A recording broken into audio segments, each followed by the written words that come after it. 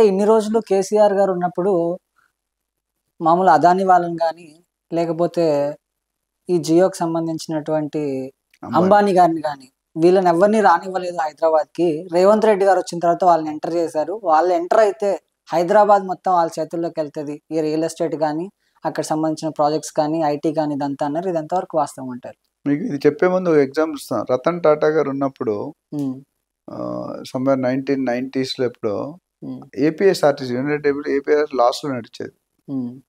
ఆయన ఒకరోజు మాట్లాడారంట. మీ ఏపీఎస్ఆర్టీసీ నాకు హ్యాండ్ ఓవర్ చేయండి, నేను లాభంలో నడిపిస్తానని. Okay. So private is private, government is గవర్నమెంట్‌లో కొద్దిగా నీరసంగా ఉంటారు. కమిట్మెంట్ తక్కువ ఉంటది. ఇప్పుడు కొద్దిగా బెటరే. ఒకప్పుడు ఏంటంటే క్యారేజీలు పట్టుకొని తినేసి నాకు కంపెనీ పేరు గవర్నమెంట్ ఫర్మ్ ఉంది. 8 to 4 జాబు. హ్మ్. 8 అంటే 8కి వెళ్తారు. 5 to 8కి వెళ్ళారు, పని చేస్తారు. హ్మ్.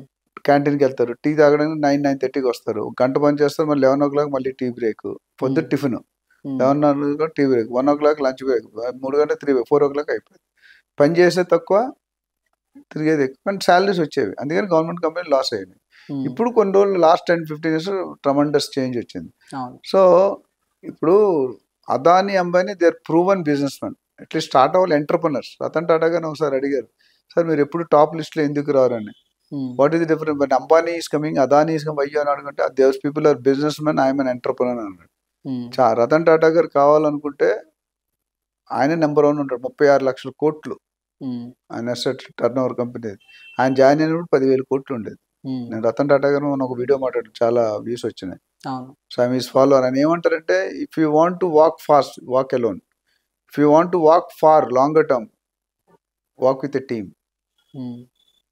It is not important how many houses you have. It's not important how much bank balance you have. It's not important how many luxury cars you have. It's important how many people life you have enriched. అది టాటా గారు నేను చెప్పింది కాదు. Wow! హ్మ్. అది చాలా important. అవును. అట్లానే మహాత్మా గాంధీ గారు ఏం చెప్పారు, customer coming to our premises is not an interruption. He is doing a favour by coming to you. You are not doing a favour by serving to him. Hmm. ఇది మహాత్మా, ఇది ఫాలో అయ్యే principles చెప్తున్నాను. So అట్లా రతన్ టాటా గురించి చాలా చెప్పొచ్చు. ఆయన ఎన్ని ఫెయిల్యూర్స్, టాటా ఇండికా ఫెయిల్ అయింది, నానో కార్ ఫెయిల్ అయింది, అంతకుముందు 2 ఫ్యాక్టరీలు ఫెయిల్ అయినాయి, నెల్కో అనే రేడియో కంపెనీ చిన్నప్పుడు ఆయన హ్యాండ్ ఓవర్ చేశారు. సో చాలా ఒడిదొడుకులతోనే ఈరోజు 65% ప్లస్ అమౌంట్ని చారిటీకి ఇస్తారు ఆయన. హ్మ్. అవును. ఆయన చనిపోయినప్పుడు కూడా 3,800 కోట్లు ఆయన personal assets.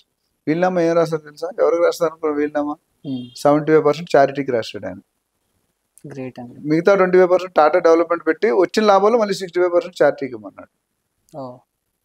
So cancer hospital కానీ చాలా ప్రతి దీంట్లో కూడా హాస్పిటల్స్, చాలా కాలేజెస్, పూర్ పీపుల్, ఆర్ఫెన్స్ అని 65%. అంబానీ 5-10% కూడా ఉండదు వాళ్ళ దాంట్లో. హ్మ్. సో అది అందుకని నేను ఎప్పుడు టాప్ లిస్ట్లో రా. నేను పబ్లిక్ మనిషి, పెళ్లి కూడా చేసుకోలేదు, ట్రై చేసాడు 2-3 సార్లు ఫెయిల్ అయ్యాక ఇంకా టోటల్లీ డెడికేటెడ్. హ్మ్. సో అది వచ్చాక రేట్లు పెరుగుతాయంటే స్టార్ట్ అయితే పెరుగుతాయి. ఇప్పుడు ప్రస్తుతానికి పెరిగే ఛాన్సులు కనిపిస్తున్నాయి సస్టైనబుల్ సిటీలో. Once the activity starts definitely there can be some growth. So మనం ఏపీ గురించి మాట్లాడుకుంటే చంద్రబాబు నాయుడు గారు వచ్చిన తర్వాత ఏపీలో రియల్ ఎస్టేట్ పుంజుకుందంటారా? అది $1 బిలియన్ ఇవ్వాలంటే ఓపెన్ క్వశ్చన్ అడిగితే రేపు పొద్దున ఆయన ఫోన్ చేసి నన్ను అడుగుతాడు. ఇప్పుడు మార్కెట్లో 3 రకాల స్టేట్స్ ఉంటాయండి, కంట్రీస్ కానీ విలేజెస్ కానీ. Developed country like US, developing country like India, to be developed like Andhra. Andhra Pradesh is a baby, infant baby, అంటే జస్ట్ బార్న్ బేబీ. కూర్చోవడం రాదు, బంగరడం రాదు. కూర్చోవాలా, బంగరాలా, నిల్చోవాలా, నడవాలా, ఇంకా బోల్డ్ స్టెప్స్ ఉన్నాయి. సో యాజ్ పర్ సిబిఎన్ ఆయన వరకు ఈజ్ ఎ ప్రూవన్ పొలిటీషియన్, అందులో ఎటువంటి సందేహం లేదు. Strong administrator, strong CEO, chief executive officer of state ఆయన పేర్లు. పొలిటికల్ అంటే సిఇఓ అంటారు, ఆయన అడ్మినిస్ట్రేషన్ చాలా స్ట్రాంగ్ ఉంటుంది. ఆయన ఉన్నప్పుడు ఏపీలో చాలా రూల్స్ పెట్టాడు, చాలా డెవలప్ అయినాయి, అనుభవం ఉంది. అప్పటికి ఇప్పుడు తేడా ఏంటి తెలుసా? ఇప్పుడు యునైటెడ్ ఏపీలో డబ్బులు ఉండేవి, ఆంధ్రాకి డబ్బులు లేవు. ఈయన ఎంత తెలివైన వారైనా, ఎంత నాలెడ్జ్ ఉన్నా, ఎంత కనెక్షన్ ఉన్నా, at the end of the day vitamin Amaravati ఏది మోగదు. శాలరీ అనే డబ్బులు లేవు, స్కీమ్స్ చేయడానికి డబ్బులు కావాలి. సో ఓవరాల్గా అమరావతిలో 15,000 కోట్లు సెంట్రల్ గవర్నమెంట్ ఇచ్చింది, 32,000 crores ఓఆర్ఆర్కి ఇచ్చారు. అదానీ గ్రూప్ ఐఆర్ఆర్ బిల్డ్ చేస్తా ఉన్నారు. పోర్ట్లు గంగవరం పోర్టు, కొన్ని పోర్ట్లు డెవలప్ చేస్తా ఉన్నారు. అదేవిధంగా అంబానీ గారు ఇప్పుడు ముందుకు వస్తున్నారు. ముందుకు వచ్చి కంప్రెస్డ్ గ్యాస్ డెవలప్ 500 ప్లాంట్లు పెడతా ఉన్నారు.